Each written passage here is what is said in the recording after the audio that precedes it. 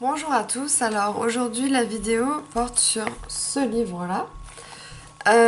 J'ai mis des post-it. En fait, ce que je vais faire, c'est que il y a 100 questions. J'ai pas pris les 100 questions, j'ai pris celles qui étaient pour moi les plus importantes. Et en fait, je vais répondre à la question moi-même.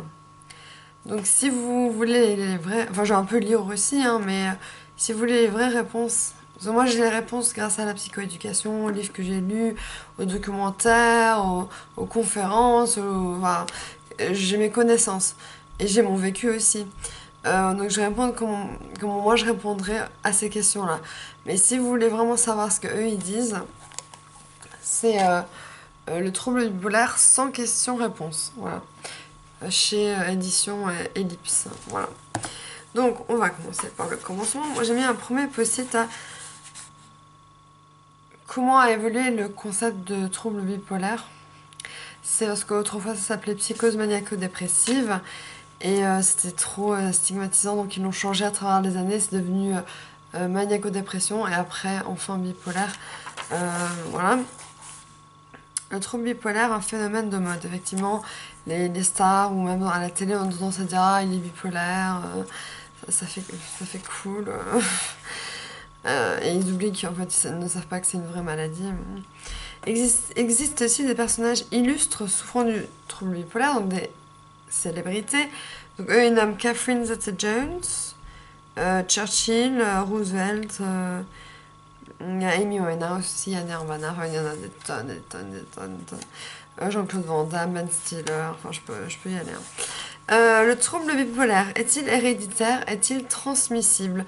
Eh bien, je peux dire que oui, puisque dans ma famille, on a de mère en fille soit une schizophrénie, soit une bipolarité. Donc voilà. Alors eux, ils disent bien sûr des statistiques, etc., etc. Oui, alors je crois que c'est moi qui réponds, hein, c'est pas eux, hein, c'est 30% de chance quand on est bipolaire, soit même d'avoir un enfant qui aura une maladie mentale. Si les deux parents le sont, je crois que ça augmente le pourcentage. C'est pour ça qu'il vaut mieux quand on est bipolaire, quand on a une maladie mentale, qu'on a une maladie mentale, de se mettre avec quelqu'un qui est stable. Ça nous stabilise carrément, même sans médoc, ça nous stabilise automatiquement, puisqu'on est avec quelqu'un qui est équilibré, comme je dirais, j'aime pas dire les cerveaux normaux.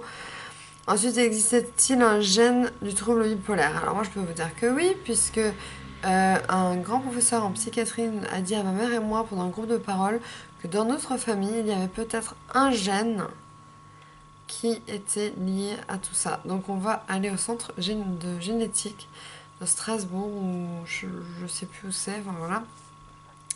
Et on va peut-être aider la recherche, ce serait assez incroyable.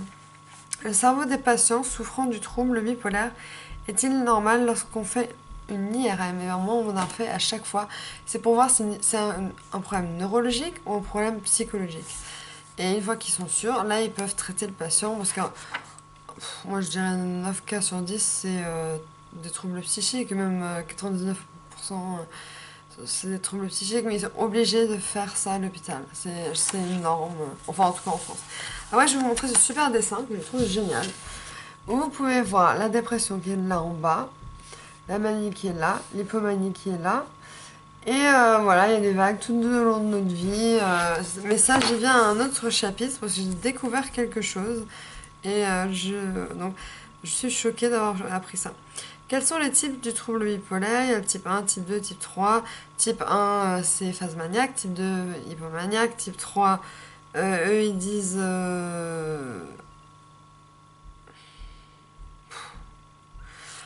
je ne sais pas, j'ai pas compris. Euh, je sais plus où je suis. Je sais plus où je suis. Qu'est-ce qui s'est passé là? Ah, il y a deux graphiques, ok. D'accord. Non, là, je peux mettre post-it. Comment définir la normalité d'une émotion ou d'un comportement? Ben là, je vais lire.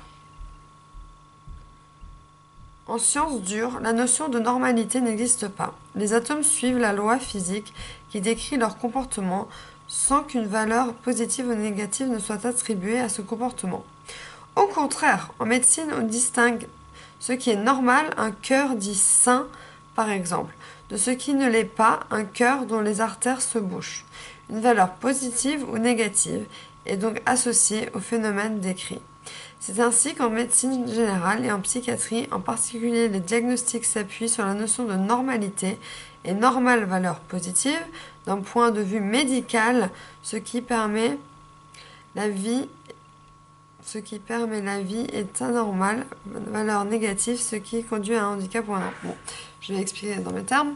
Ce que j'essaie d'expliquer à tout le monde, c'est que quand je dis un cerveau normal, c'est la vérité, il y a des connexions qui se font dans le cerveau normalement. Moi, j'ai un cerveau anormal parce que les connexions se font mal. Et du point médical, si je dois préciser, eh bien, effectivement, je ne suis pas normal. Enfin, je n'ai pas un cerveau normal.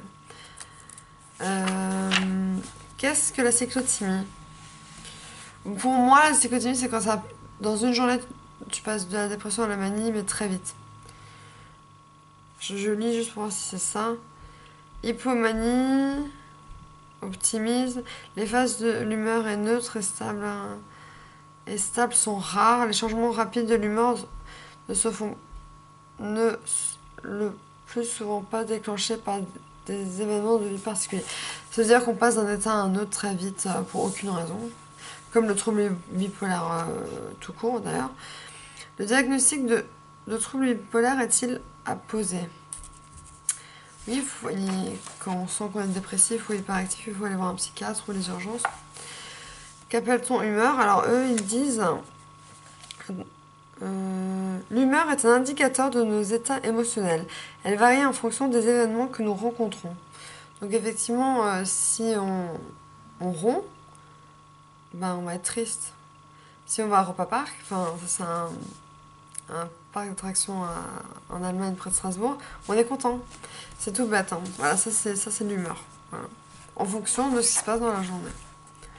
Ou dans le mois ou dans l'année. Par exemple, quand on attend un bébé pendant 9 mois, on est quand même content. Enfin normalement. Qu'appelle-t-on un état mixte? Alors moi, c'est état mixte, c'est ce que j'ai vécu. Ça veut dire pour imaginer, j'allais en boîte de nuit. Je restais là pendant des heures, soit à m'amuser, soit à être au bar comme ça.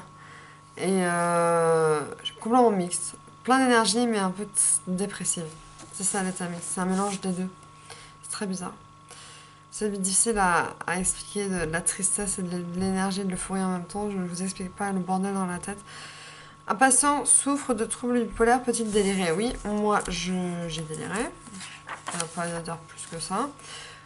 Pourquoi faut-il porter une attention particulière au sommeil des patients souffrant du trouble bipolaire? Si vous ne dormez pas plus de...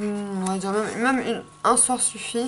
Mais chez les non-bipolaires, si on ne dort pas pendant une semaine, par exemple, on peut tomber vite dans un trouble maniaque, puisque le cerveau, il a besoin de se reposer. Les neurones, ils ont besoin de se reconnecter.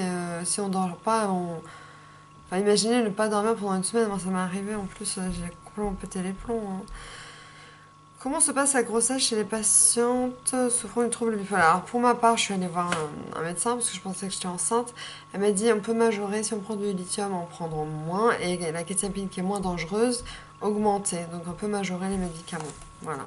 Et je connais personnellement une personne qui a eu 2 enfants sous lithium et ils sont parfaitement en bonne santé. Il faut juste faire un scanner au 5e mois pour voir s'il n'y a pas un problème cardiaque. Que devient la maladie bipolaire avec l'âge? Alors moi, on m'avait dit qu'on devenait de plus en plus dépressif, mais là, ils ont l'air de dire...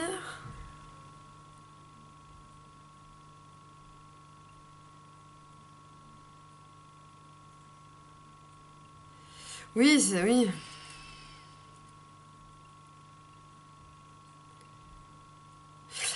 En fait, avec l'âge, on se connaît mieux, on s'écoute plus, on connaît mieux la maladie, donc il y a de moins en moins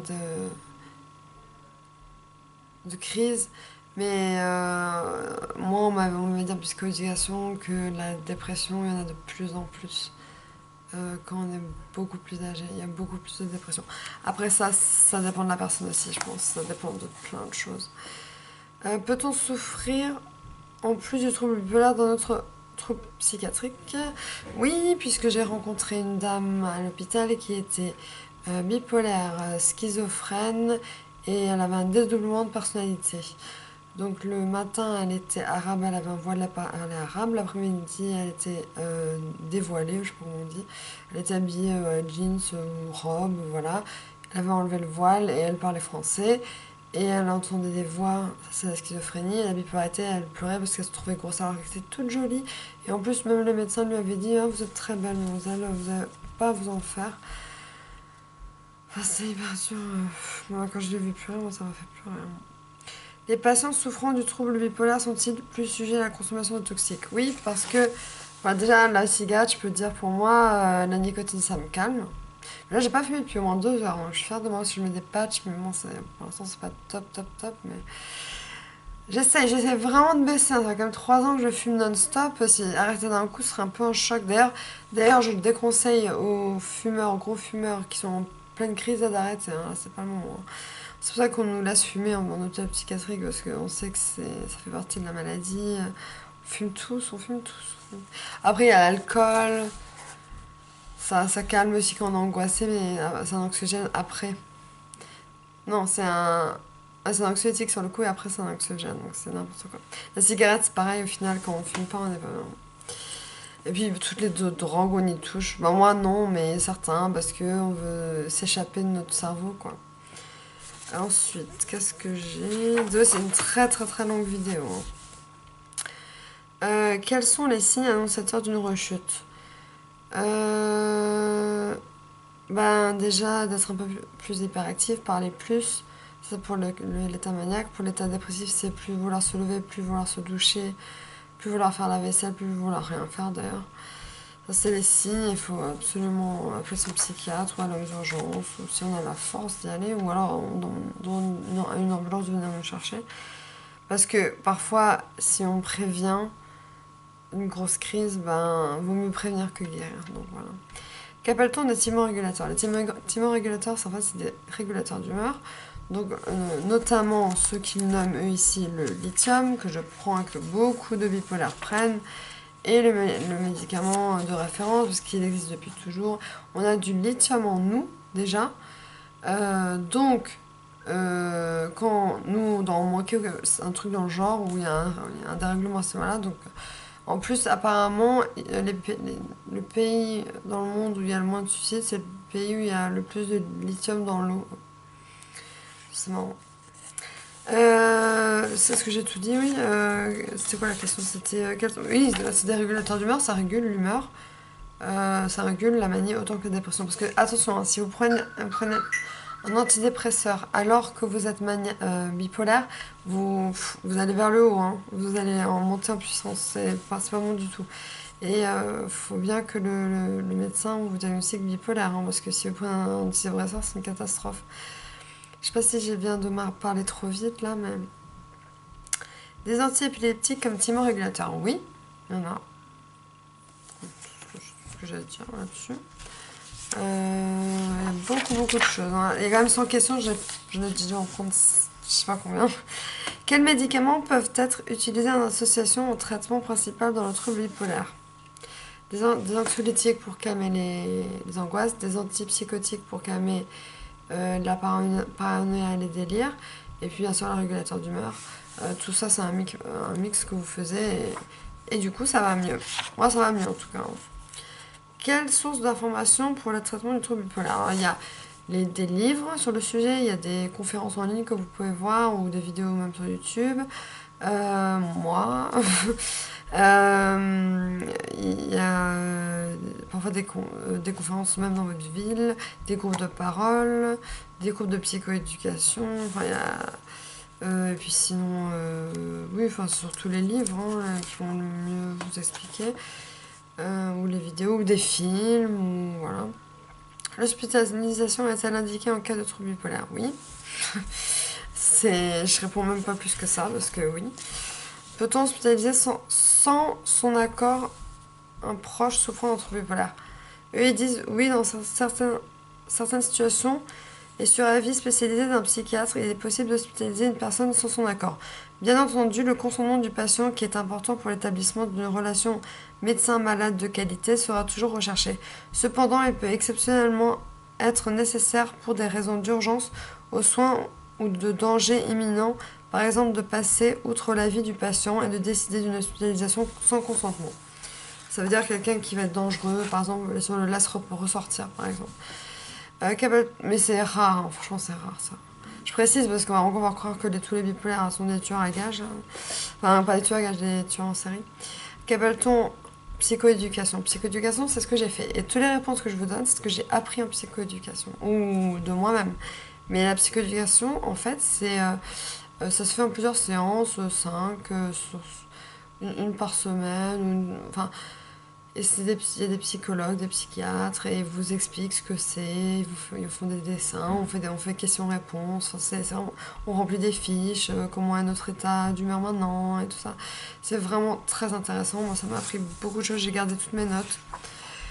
Existe-t-il des mesures de protection Ah oui, donc si vous... À Strasbourg, il y a à l'hôpital civil, mais dans les autres villes, je ne sais pas, donc il faut vous renseigner. Ça s'appelle psychoéducation. Existe-t-il des mesures de protection à long terme pour les patients souffrant de troubles bipolaires? Et quelles sont les aides sociales pour les patients souffrant de troubles bipolaires? Alors moi, par exemple, j'ai une curatelle renforcée, c'est-à-dire qu'une personne s'occupe de mon argent, je ne peux jamais être à découvert, je ne peux pas être endettée, donc c'est super. Bon, bien sûr, je n'ai jamais d'argent, hein, mais... parce que je contrôle tellement que du coup, j'ai jamais d'argent. Mais évidemment, parce que quand on a de l'argent, on le dépense, mais surtout les bipolaires. Mais bon, ça, la curatelle, il y a des autres aides, je sais pas. Il y aurait quoi comme autre aide bah, il y a l'invalidité, la hache, oui, oui, c'est des aides financières, la reconnaissance travailleur handicapé, ouais, tout ça. Quelles attitudes l'entourent? Ah oui, et puis on peut avoir des mi-temps thérapeutiques aussi. Ça veut dire que c'est un mi-temps, mais on a le salaire plein. Enfin, il y a plein de choses, hein, mais renseignez-vous. Quelle attitude l'entourage doit-il adopter face à un patient souffrant d'un trouble bipolaire? Alors, d'abord, ne pas lui crier dessus, ça c'est sûr et certain. Et surtout appeler les urgences. Dès que c'est une grosse crise. Mais pas essayer de l'énerver plus ou de l'engueuler ou non. Non, ça va le rendre encore plus énervé. Faut rester calme, appeler les urgences. S'il vous insulte, ben, il vous insulte, c'est la maladie. Faut juste... Et aussi, si j'ai un conseil à donner, c'est rester toujours en contact ou prêt à réaccueillir la personne si elle part. Toujours être dans sa vie, parce que c'est dur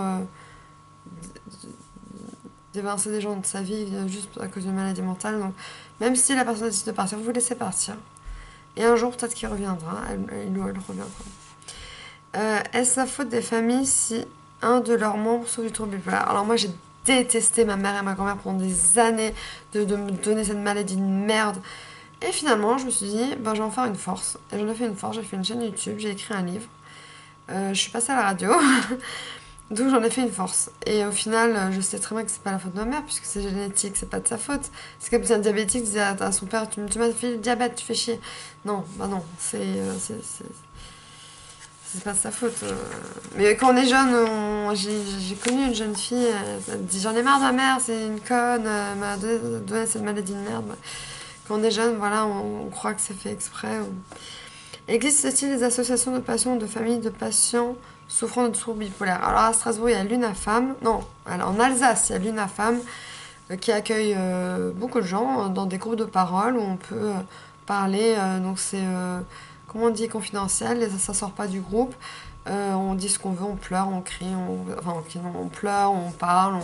Il y a plein de gens qui s'expriment, les parents, les enfants, les bipolaires. Et après, il y a des groupes aussi plus petits de bipolaires même, ou de groupes de parents de bipolaires, etc. Et j'aime bien emmener mon copain au groupe de bipolaire. Ce serait pas mal pour que il sache ce que c'est, quoi. C'est important que son conjoint sache ce qu'on a, quoi. Parce qu'il y a quand même un grand psychiatre et une grande psychologue qui sont présents. Donc ils peuvent répondre s'il y a des questions vraiment médicales, qui peuvent répondre. Peut-il persister des symptômes en dehors des épisodes aigus de la maladie? Alors ça, j'ai appris, c'est ça. Ces symptômes peuvent être... Oh, c'est ça que j'ai lu? Oui.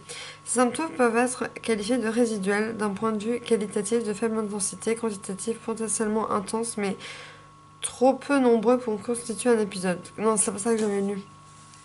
C'est quoi que j'ai lu? Oui, lors des phases intercritiques entre les deux. En fait, il dit qu'il y a un peu de dépression. Même quand on est en phase à peu près. Moi, je dirais que c'est pas comme ça, c'est un peu comme ça, comme un bateau. Là, je suis bien, mais en fait, je suis pas bien. Je suis. Voilà, comme ça. Je marche sans fil. Il y a des moments, je dis des conneries. D'autres moments, je pense trop. D'autres moments, je fais la tête. Et on a toujours une tendance toujours dépressive qui reste, qui stagne un peu, comme de l'eau moisie. Enfin, je peux pas mentir. Je suis vers la fin. Le suicide est-il fréquent chez les patients souffrant de troubles bipolaires? Comment peut-on diminuer le risque? Alors, bon, eux, ils vont donner des pourcentages. Plus de 25% des patients souffrant de troubles bipolaires ont réalisé une tentative de suicide. Et le taux de décès par suicide est élevé. Et ils ne donnent pas de pourcentage là-dessus. Donc 25 essayent au moins. Ce qui est énorme. 25% personnes sur 100. Ben moi j'ai essayé, ma mère a essayé. Moi je dirais que c'est presque 100%. On a tous au moins essayé une fois. Mais qui arrive... je pense que s'ils avaient mis le chiffre, ça aurait un peu trop choqué, je pense. On y arrive, on y arrive. Le trouble bipolaire peut-il évoluer vers une démence? Alors, eux, ils disent que ça peut. Mais c'est vraiment lié à chaque personne. Ce qu'on a pris comme médicament, si on a pris la maladie assez tôt, si on n'a pas abîmé nos neurones ou je ne sais quoi, par soit les médicaments, soit par le vécu. Je connais une personne qui a Parkinson parce qu'elle était dans les champs et il y avait tous ces pesticides et maintenant elle a Parkinson par exemple. Donc vous voyez, ça dépend de la vie de chacun. Il y a encore 3 encore. Peut-on guérir du trouble bipolaire? Non, mais on peut être stabilisé comme moi plus ou moins. Les patients souffrant du trouble bipolaire sont-ils dangereux? Non, non, on n'est pas dangereux. On n'est pas... À la limite, on se fait du mal à nous-mêmes, même si moi je me suis pas jamais vraiment fait mal à moi-même. Mais nous ne sommes pas des gens dangereux. Je vais bien voir ce qu'ils écrivent. Ok, ils disent que le taux de violence, effectivement, chez les gens qui ont une maladie, mais premièrement, ces violences ne se viennent que chez une petite minorité de patients. Voilà. C'est des gens qui ont énormément souffert dans leur enfance, qui ont une maladie psychique en plus, et ils veulent détruire le monde. Mais c'est un tout petit pourcentage, comme ils l'ont dit. Et finalement, quelle peut être l'attitude de l'entourage en cas d'urgence? Ne stressez pas, tout va bien, en France en tout cas. Les médecins sont incroyables. Et eux, ils m'ont sauvée. Et les médecins, les psychiatres en France sont très très forts. Donc soyez rassurés d'être en France déjà. C'est horrible à dire, hein. Mais vraiment, la psychiatrie, apparemment, l'histoire de la psychiatrie en France est très très grande. C'est une grande histoire, il y a beaucoup d'histoires derrière, donc on s'y connaît pas mal. Il y a beaucoup de choses de psychoéducation, groupe de parole. En Angleterre, il n'y a pas tout ça. C'est tabou. Complètement tabou. Ils parlent que de la dépression, parce que tout le monde connaît la dépression. Les phases maniaques, ils n'en parlent pas. Pour preuve, j'ai dû faire une vidéo sur la dépression en anglais pour essayer d'attirer les Anglais. Enfin bref, non, c'est pas très drôle. Mais... Bon, bah voilà. Je vous fais de gros bisous.